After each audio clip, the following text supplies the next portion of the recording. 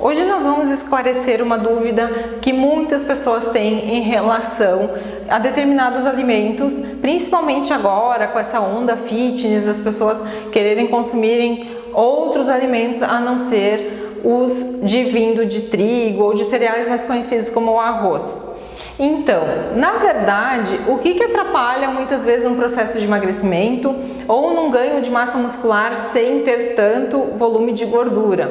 O índice glicêmico. Por quê? Porque conforme o quanto que esse alimento libera de glicose de forma mais rápido, também ele vai fazer com que a gente acabe acumulando gordura localizada.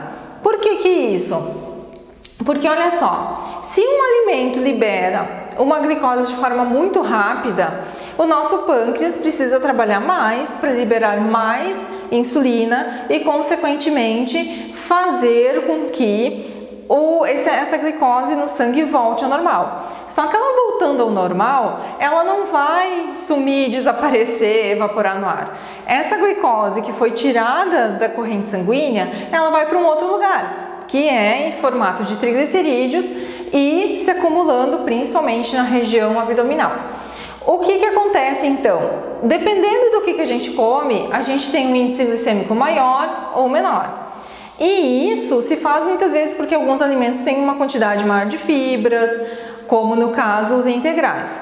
Aqui nesse quadro, a gente tem algumas dos cereais e das formas de alimentos que a gente consome e os seus respectivos índices glicêmicos.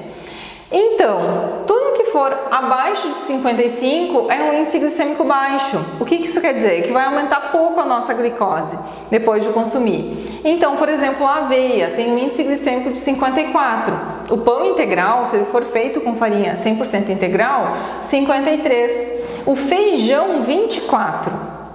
Já no índice glicêmico médio, nós encontramos o arroz integral, a farinha de mandioca e a batata doce, que hoje já se usa muito mais do que, muitas vezes, o pão branco, inclusive de manhã.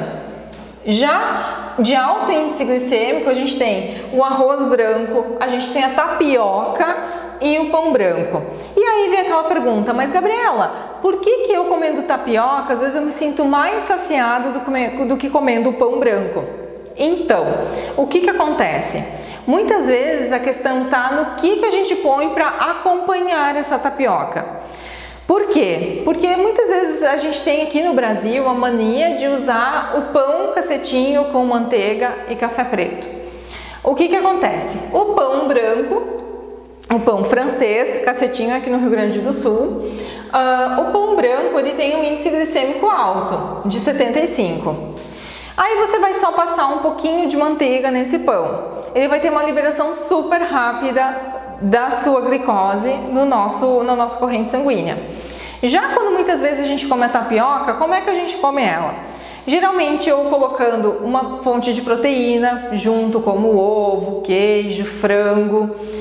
E aí com isso, esse índice glicêmico da tapioca acaba baixando, porque tem outros alimentos que têm um índice glicêmico muito mais baixo.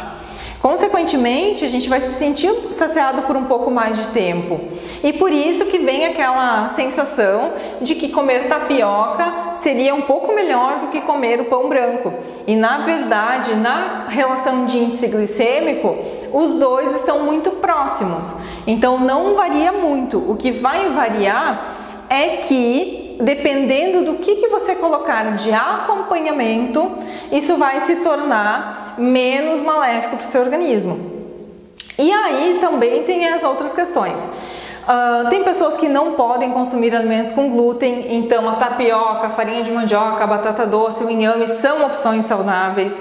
A pessoa muitas vezes quer variar o seu cardápio, não quer todo dia comer a mesma coisa, então tudo bem de vez em quando comer a tapioca, não tem problema. A questão é, o que você vai contrabalancear para que isso não interfira negativamente no seu objetivo final, que é emagrecer ou perder gordura localizada, enfim. Porque o que acontece? Se você comer a tapioca, por exemplo, com um doce, você vai estar fazendo com que esse índice glicêmico fique mais alto ainda.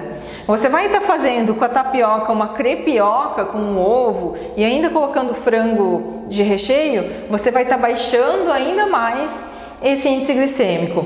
Você vai estar comendo o arroz branco e o feijão, você vai estar baixando um pouco mais esse índice glicêmico alto do arroz por conta do feijão.